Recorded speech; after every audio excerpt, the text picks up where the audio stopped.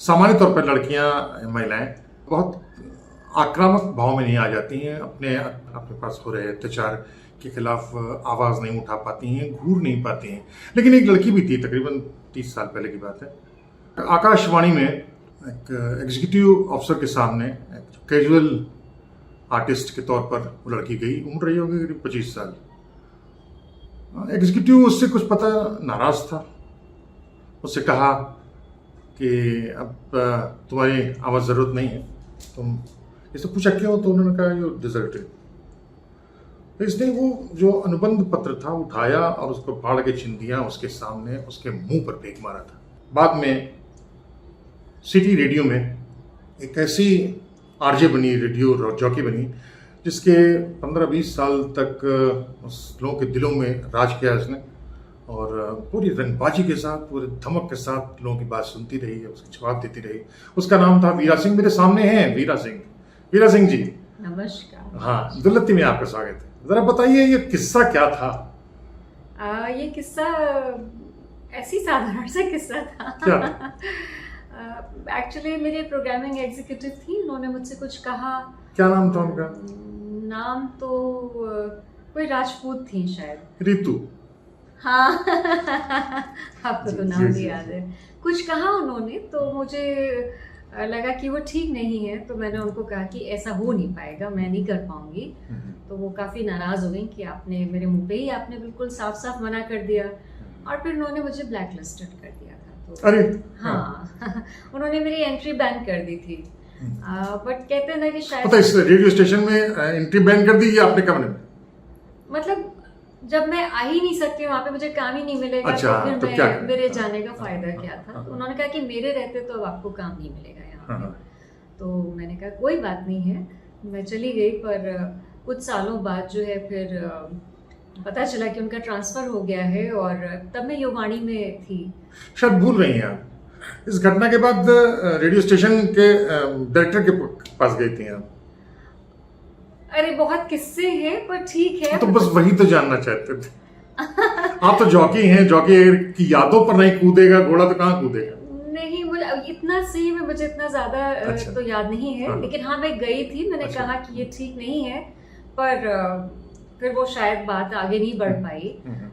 तो मैंने थोड़े दिनों के लिए जाना बंद कर दिया था वहाँ पे, और फिर बाद में पता चला कि उनका ट्रांसफर हो गया है। कितना पैसा मिलता था आपको कार्यक्रम? उस वक्त तो शायद अगर मुझे सही याद है तो 200 या 225 रुपए हाँ। शायद। हाँ। इस सन रहा था 95 हाँ शायद 96 या 97 की बात है ये, क्योंकि 2000 में फिर मैं वापस गई आकाशवाणी।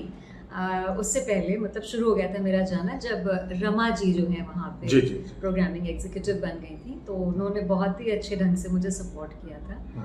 और फिर उसी में 2000 में एफएम खुला था, ऑल इंडिया रेडियो का रेनबो।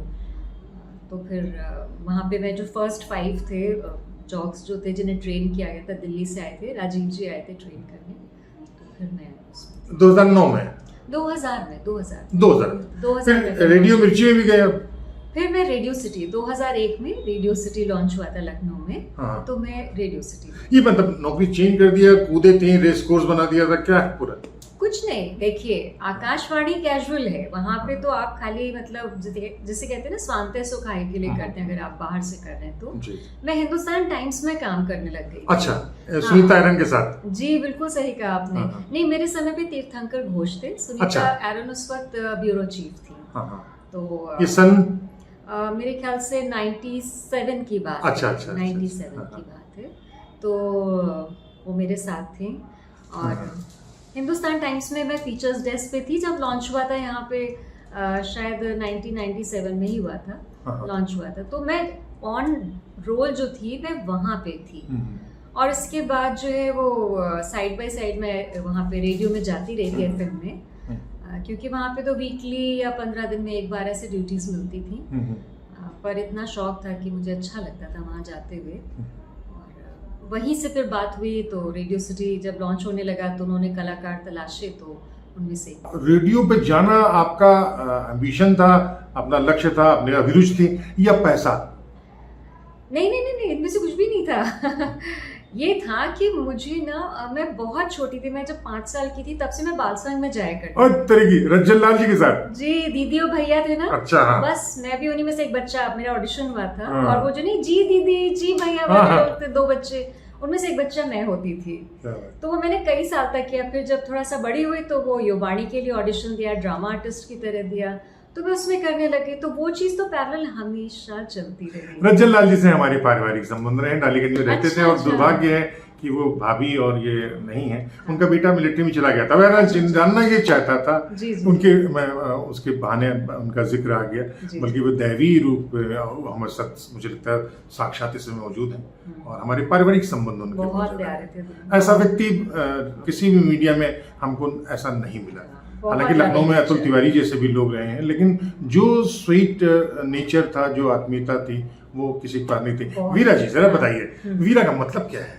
हाँ, मैं बताती हूँ। मुझसे बहुत लोग पूछते हैं, जब मैं रेडियो पे शो होस्ट करती थी तो मैं हमेशा वीरा बोलती थी, और फिर अपने नाम की स्पेलिंग VERA, क्योंकि जनरली लोग VEERA करते हैं। तो वीरा वेरासिटी वर्ड है एक इंग्लिश का। वेरासिटी मतलब ऑनेस्टी, और उसका जो शॉर्ट फॉर्म होता है वेरा नाम होता है, VERA, वो ऑनेस्ट उसका मतलब होता है। पापा ने रखा था।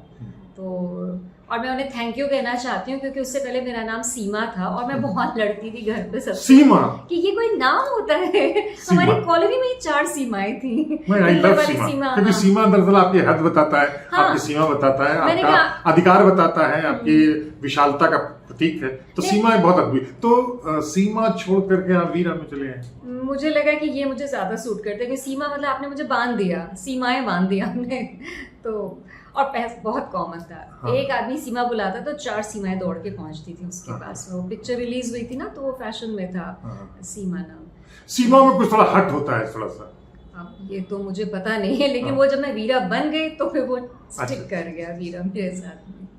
तो आपने एक विशेष एक कार्यक्रम चलाया 10-15 साल। मैंने मॉर्निंग मॉर्निंग मसाला जरा बताइए, क्या खासियत है, कैसे दिमाग में आया?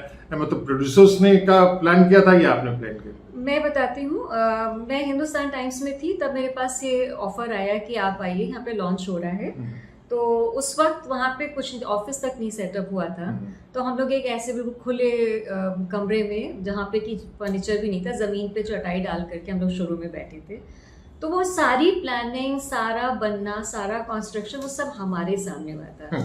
मैं, विनय, वर्षा, अयाज, हम शुरू के 4 लोग थे, और जॉय हमारे जो थे वो प्रोग्रामिंग हेड थे, और वो शो भी होस्ट करते थे। तो वो सारा जो आइडिएशन होता है ना, तो मैंने ही सबसे पहले कहा था कि देखिए, मैं मॉर्निंग पर्सन हूँ, मुझे लगता है मुझसे अच्छा मॉर्निंग शो कोई नहीं कर सकता है, जो कि किसी ने नहीं कहा था इससे पहले। तो बॉस ने कहा कि ठीक है, क्योंकि मैं पेपर से, न्यूज़पेपर से भी थी, और थोड़ा जर्नलिस्टिक बैकग्राउंड भी था मेरा। तो मैंने जब कहा तो वो खुश हो गए। उन्होंने कहा हाँ क्यों नहीं, मॉर्निंग शो करो तो सबसे अच्छा शो होता है। तो उसका कॉन्सेप्ट पूरा, उसका नाम, उसमें क्या जाएगा, उसको कैसे होस्ट करनी, सारा कुछ फिर हम ही ने बैठ के डिसाइड करा, सारा वर्क उस पर किया, और ऑब्वियसली फिर हिंदुस्तान टाइम्स छोड़ दिया। क्या खासियत थी उस कार्यक्रम में? उस कार्यक्रम की खासियत तो नहीं पता मुझे, मैंने उसमें सिर्फ अपना टच दिया था। और वो क्या प्राप्तियां आपकी, क्या अनुभव रहे, क्या रहे आपके? मैं अगर एक वाक्य में कहूँ तो जब मैं हिंदुस्तान टाइम्स में थी और जब मैं यहाँ पे आई और मैंने मॉर्निंग शो होस्ट किया, तो मैंने अपने अंदर बहुत बदलाव देखे। अनुभूति, प्राप्ति, ये सारी चीजें नहीं, मैंने अपने आप को डिस्कवर किया कि मेरे अंदर कितनी सारी चीजें छुपी हुई थी जो मैंने कभी प्रिंट मीडिया में रह के पहचानी ही नहीं थी। और ये हुआ कैसे, शायद इसके पीछे नए सेट ऑफ पीपल से मिलना था, लोगों से मिलना था, हर रोज़ नए लोगों से बात करना, क्योंकि हमारे लिसनर्स जो होते थे, हर किसी के जीवन की एक कहानी थी, उनको समझना, उनसे इंटरैक्ट करना, उनसे अपनापन महसूस करके उनका दोस्त बनना, ये प्रोसेस था। मतलब ये तो आपने उसको एक्सप्लोर किया या एक वर्सेटाइल एटमॉस्फेयर को हासिल किया?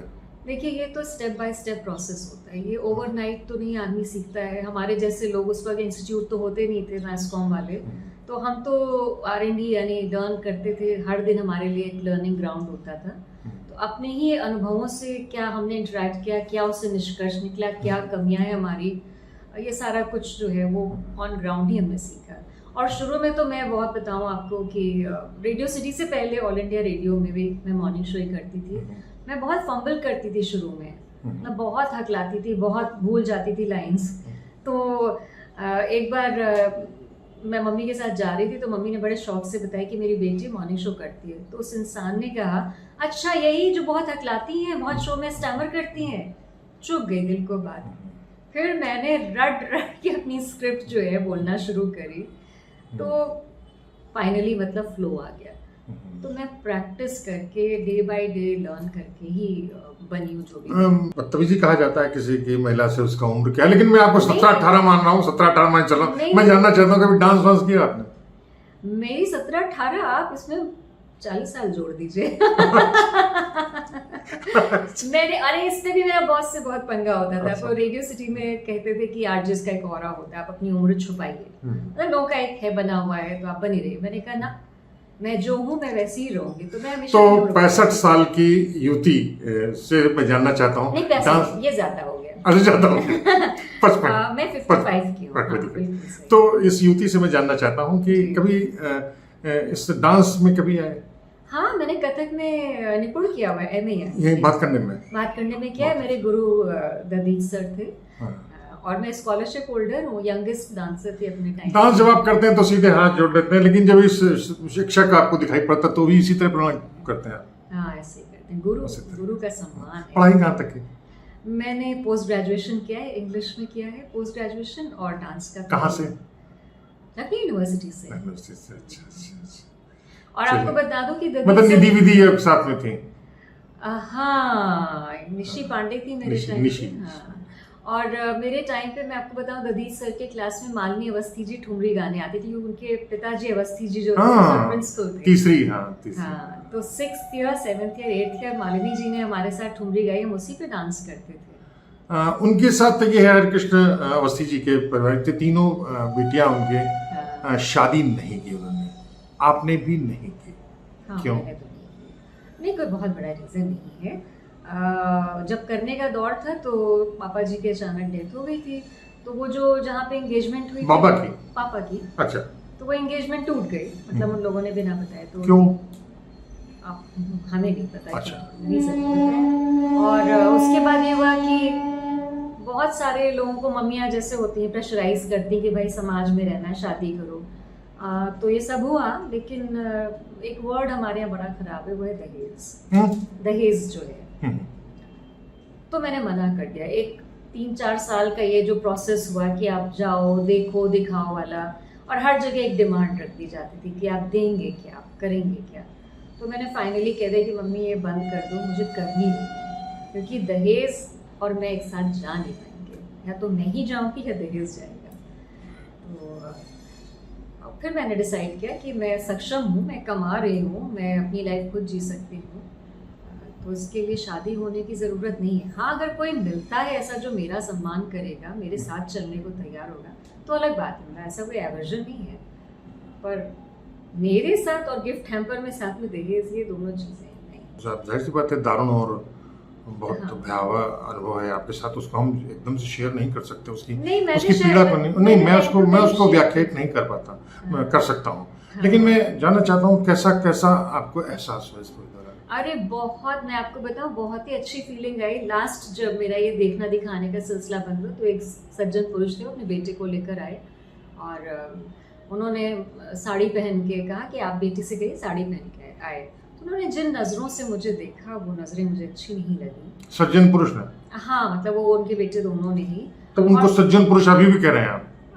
हैं, पुरुष अच्छा, है, अच्छा। पुरुष है। कैसी निगाह रही होगी? नहीं, मतलब ऐसे साड़ी, मुझे साड़ी लगता है साड़ी एक बहुत ही ग्लैमरस अटायर। हमारे कहते हैं ना ट्रेडिशनल है, but sari is very glamorous.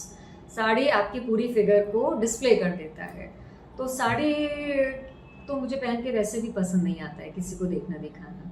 तो मैंने उनसे सीधे यही कहा, मैंने कहा देखिए आपके आगे नाश्ता रखा है, ये चाय रखी है, आप हमारे घर में मेहमान हैं, आप आए, आपका स्वाद खाइए पीजिए और मेरा टाइम मत वेस्ट करिए।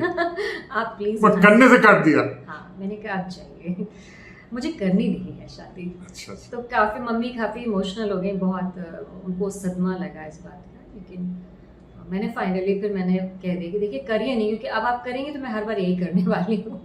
तो उन्हें समझ में आ गया।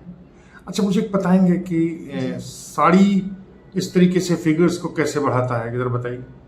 नहीं, साड़ी में एवरीथिंग इज रिवील्ड ना, आपकी कमर रिवील होती है, आपके हाथ रिवील होते हैं, आपका बॉडी का पूरा प्रोपोर्शन तो रिवील होता है। तो एक पाखंड है ये। नहीं, पाखंड नहीं है, देखने दिखाने के लिए। आप शादी मतलब आप क्यों साड़ी में देखना, आप सूट में देखिए ना। आपको वैसे भी उन कपड़ों में बच्चे को देखना चाहिए, लड़की को देखना चाहिए, लड़कों को देखना चाहिए जिनमें वो कंफर्टेबल महसूस कर रहे हो। मतलब मेरी थ्योरी है जिसमें वो अच्छा महसूस करे। आप परख रहे हैं उसको ना, आप परख क्यों रहे हैं?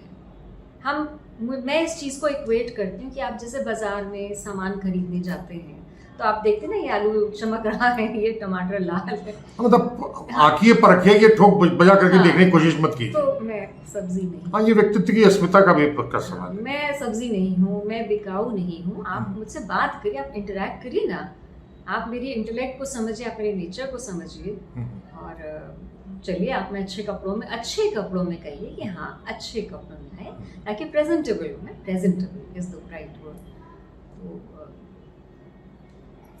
तो ये हमलावर अंदाज आपका वही 94-95 से शुरू हुआ, आज तक जारी है? आज तक जारी। मैं हमलावर हो जाती हूँ, मुझे लगता है नहीं इसके पीछे रीजन है। नहीं, आपके बारे में लोग कटही हो जाते हैं, ठाकुर मान निकल जाता है, ठकुराइन हो जाती, छतरानी। नहीं, तो देखिए ना, रीजन बहुत सिंपल है। मैं बाद में जाके परेशान हूँ, वो चीज़ नासूर बने, मैं फिर बुरे ढंग से वो चीज़ खत्म हो, इससे अच्छा पहले ही स्टॉप कर दूँ भाई, टेंशन ही नहीं। अब मान लीजिए मैं मम्मी के कहने पे करती चली जाती, देखती चली जाती, दिखाती चली जाती अपने आप को, अंदर ही अंदर मैं कुड़ रही हूँ, कहीं ना कहीं मेरा व्यक्तित्व उससे अफेक्टेड होता है। मेरा ये जो आपका एटीट्यूड है, जो लहजा है, आपके बातचीत का अंदाज, ये जवाब देने का तो सलीका है, वो एक क्षत्रिय होने की, ठाकुर होने का, ठकुराइन होने का प्रतीक है, या पढ़ी लिखी लड़की की तरीके से? ये एक समझदार लड़की होने का रेल भी कुछ सीटी बजा करके समर्थन कर रही है। ये नेचुरल साउंड्स बहुत अच्छे लगते हैं मुझे। ये समर्थन भी कर रही है, सीटी बजा के, और इसमें छेड़खानी का कोई इसमें स्कोप नहीं। स्कूल में कभी कुछ अजीब सी स्थितियां कॉलेजेस में अभी कोई महसूस हुआ जो आपको आहत कर गया? मेरे साथ हमेशा एक छोटी सी प्रॉब्लम रही है कि जैसे मैं बैक बेंचर रही थी, मुझे पीछे बैठ के पढ़ना अच्छा लगता था। हाँ। शांति में। वो 3 इडियट्स में देखा था हमने। तो टीचर्स को लगता था कि मैं इंटरेस्टेड नहीं रहती पढ़ने में। अच्छा। जबकि ऐसा केस नहीं होता था, मतलब मैं पढ़ना चाहती थी पर मैं आराम से। लेकिन सामान्य तौर पे शिक्षक यही मानते हैं कि जो बैक बेंचर्स हैं वो बहुत लित्थड़ हैं। हाँ। आप ऐसे नहीं थे। बाकी भी होते हैं या नहीं? बाकी देखिए, लोग बातें तो करते हैं, पीछे बैठता जनरली वही है जिसका पढ़ने का दिल नहीं होता है। तो पीछे वाली सीट आपने क्यों अडॉप्ट किया? इससे मुझे आराम से, पहले पैर फैला के आराम से मैं सुनती थी वो क्या कह रही है, फैला के बैठे। हाँ। अच्छा। मतलब मुझे कंफर्ट एक वर्ड होता है ना, मुझे मेरी लाइफ में बहुत इंपॉर्टेंट रहता है, आज भी है, कंफर्टेबल होना चाहिए। एक लड़की के तौर पे जिस MA तक आदमी पढ़ रहा है या जब तक अखबार में काम कर रहा है, तो एक जो स्त्री और पुरुष के प्रति जो आकर्षण का भाव होता है, लड़कों में भी होता है, लड़कियों में होता है, उन चीज़ों से आप बिल्कुल शुरू से ही अलग रही या उससे भी झेला है आपने, अच्छे के तौर पे या बुराई के तौर पे?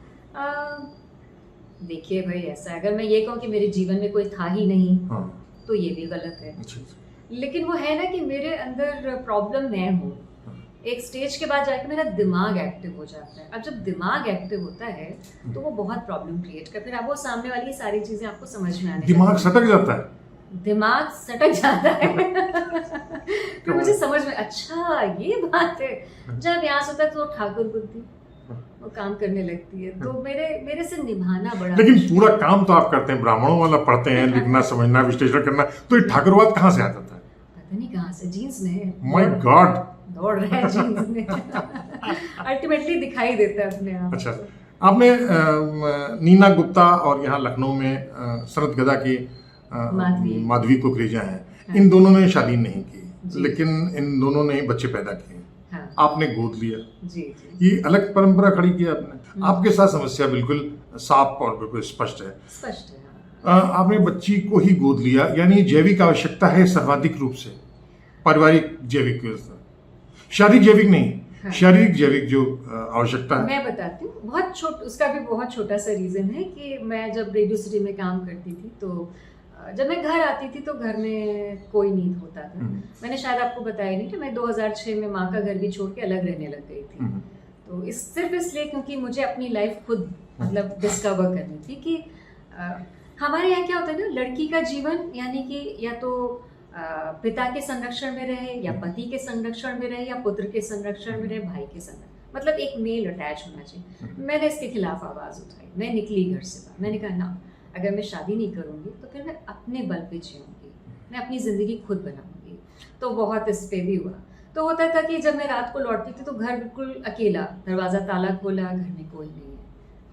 तो फिर समझ में आया कि नहीं, लाइफ जीना क्या होता है, जीना किसी और के लिए ही जीना होता है, या कोई साथ में जब होता है शेयरिंग, तभी जीवन आगे। हमने सीरीज शुरू की थी, जोधपुर में था दैनिक भास्कर में, जी। अपने लिए जिए तो क्या जिए, तो जिए दिल जमाने के लिए, एक सीरीज शुरू किया था हमने जोधपुर में। बाद में और भी किया था। उसी श्रृंखला में भी हम उसी बातचीत करें, उसी संबंध में बातचीत करें। लेकिन मैं जानना चाहता हूँ, जीवन का सबसे बड़ा गर्व क्षेत्र, समय, विषय कौन सा था? गर्व का जब वसु की लीगल जो अडॉप्शन डीड है वो फाइनल हुआ था और वो मेरे हाथों में पेपर्स आए थे। कहाँ मिली बच्ची? वरदान शिशु गृह था, मेरी दोस्त थी, वही मुझे ले गई। कौन दोस्त? अंजलि नाम था उसका। अंजलि तो फिल्मों में बहुत बच्ची थी। तो ऐसे ही मैंने उससे जिक्र किया। मैं 3-4 साल से कोशिश कर रही थी, पर तब सिंगल मदर्स के लिए अडॉप्शन ईजी नहीं था। उस वक्त रूल्स इतने अच्छे नहीं थे। तो फिर उसने मुझसे कहा कि नहीं, मैं तुम्हारे लिए बात करती हूँ। तो वो मुझे ले गई थी और बस तो मुझे पहली नज़र में बस आजा बेटा मेरा बच्चा, माँ के चलो पकड़ लो। चलो बेटी। इसका एक काम करिएगा जी। इसको, एक डॉक्टर हमारा है, भतीजे की तरह है, दांतों के लिए, दांत के लिए। वो ये उनका विवेक सिंह नाम है, कपूरथला में उसका क्लिनिक है, उसकी पत्नी भी। मतलब लाइफ का अगर आप कहोगे ना कि मूल मंत्र क्या है, जैसे हर चीज में सच का सामना हमेशा करना चाहिए, भागना नहीं चाहिए सच से, भागना नहीं चाहिए, सच का सामना बहुत जरूरी है। तो आप हमेशा अच्छी लाइफ जिएंगे, अच्छी मतलब अपने से आप एट पीस रहेंगे।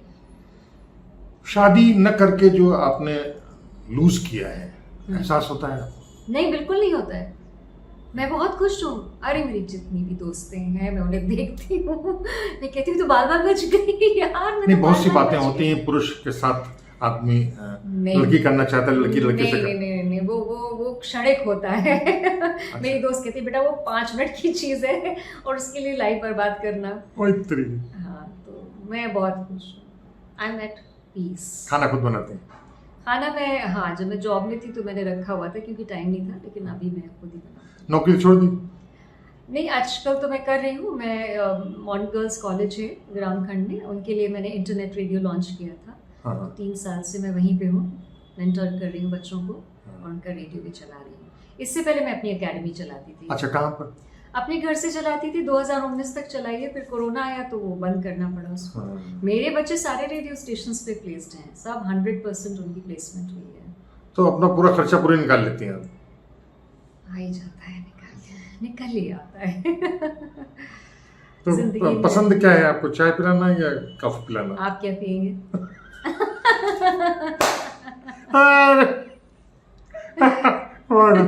बहुत प्यारी है भाई वीरा जी। भाई हम तो कॉफी पिला।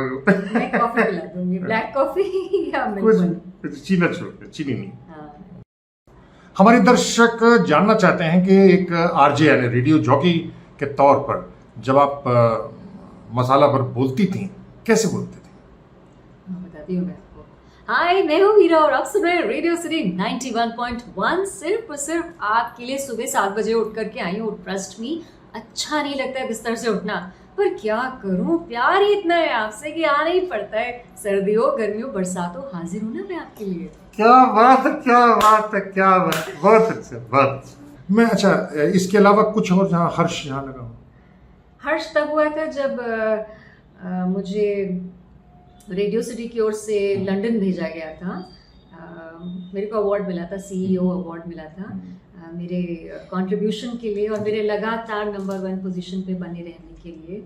वो बहुत ही प्यारा मोमेंट था मेरी लाइफ का, क्योंकि मैंने जितनी मेहनत से सीखा, जितनी मेहनत से अपने ऊपर काम किया, जितनी मेहनत से लोगों के साथ कनेक्ट किया, उस चीज़ को हमारे ऑर्गेनाइजेशन ने रिकग्नाइज़ किया, उसने मुझे आगे बढ़ने का मौका दिया।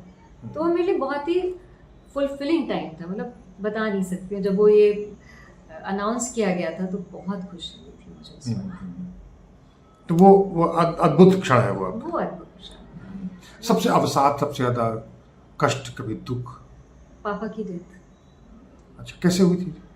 हमें नहीं पता, वो दिल्ली में थे और हमारे पास तो सिर्फ न्यूज़ आई कि हमको बताया भी नहीं गया था कि वो अब इस दुनिया में नहीं रहे। फ़ोन आया कि उनकी तबीयत ठीक नहीं है, आप तुरंत आ जाइए, पड़ोसियों ने किया था। और जब हम पहुंचे तो वो थे ही नहीं, और मैं पापा से बहुत अटैच थी। मतलब मम्मी से तो उनकी डेथ के बाद जो है क्लोज आई। तो वो मेरे लिए इतना शॉकिंग एक्सपीरियंस था कि मुझे 20-22 साल तक, उसके बाद 95 में डेथ हुई थी, मुझे सपनों में आते थे, मुझे लगता था वो अभी भी जिंदा है, अभी तुरंत आ जाए। मैं आपको दर्द को छेड़ना नहीं चाहता, आप चाहें तो उसका जवाब दें, चाहे न दें, लेकिन मैं जानना चाहता हूँ कि पिता और पुत्री के तौर पर आपके और पापा के संबंध बहुत अच्छे थे, लेकिन परिवार के साथ कैसे थे? परिवार के साथ देखिए, परिवार में बहुत, आप मम्मी की बात करना चाह रहे होंगे ना? मम्मी सब पूरे पर? अरे 4 ही लोग तो थे, मैं, मेरे पिताजी, मेरा भाई और मेरी माँ। मम्मी स्ट्रिक्ट होती है ना, तो फिर जो इंसान स्ट्रिक्ट होता है उससे थोड़ा सा अटैचमेंट जो है वो कम होने लगता है। पर मैंने मम्मी के साथ भी मस्ती बहुत करी है। लेकिन हाँ, क्लोज जो मैं, जैसे कहते हैं ना कि इमोशनली क्लोज जो है वो मम्मी के साथ में पापा की डेथ के आज भी? आज बहुत। क्योंकि पता है क्या, जब पापा की डेथ हुई तो मुझे समझ में आया कि रिश्ते बहुत अनमोल होते हैं, और ख़ासकर माँ और बाप जो होते हैं, एक बार जब ये नहीं रहते हैं तो फिर वो अपनापन आपको किसी से नहीं मिलेगा। वीरा जी, मैं फिर एक सवाल पूछना चाहता हूँ। आपके पापा ने अलग विवाह करना शुरू कर, दिल्ली में बस गए थे, इस वक्त कुछ बातचीत करना चाहेंगे आप? नहीं, बिल्कुल करूँगी मैं। इसके बारे में मुझे पता नहीं था, मैं बहुत गलगुल थी उस वक्त। जो उनके साथ को वर्कर थी शायद उन्हें पसंद करते थे, या क्या रिलेशन था मुझे नहीं पता। लेकिन ये जब उनकी डेथ हुई तो ये पता चला कि वो कोई और भी उनके साथ रहता था। तो ये मेरे लिए बहुत शॉकिंग एक्सपीरियंस था।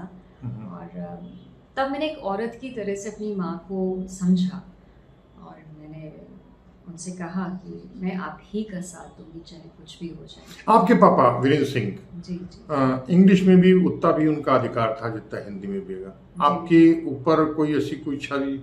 मैं भी बाइलिंगुअल हूँ। उतना ही? क्या बात है। तो ये है वीरा, अद्भुत लड़की हैं भाई। देखिए, आप देखिए, मुस्कुराता देख करके आप गदगद हो जाए कोई भी व्यक्ति।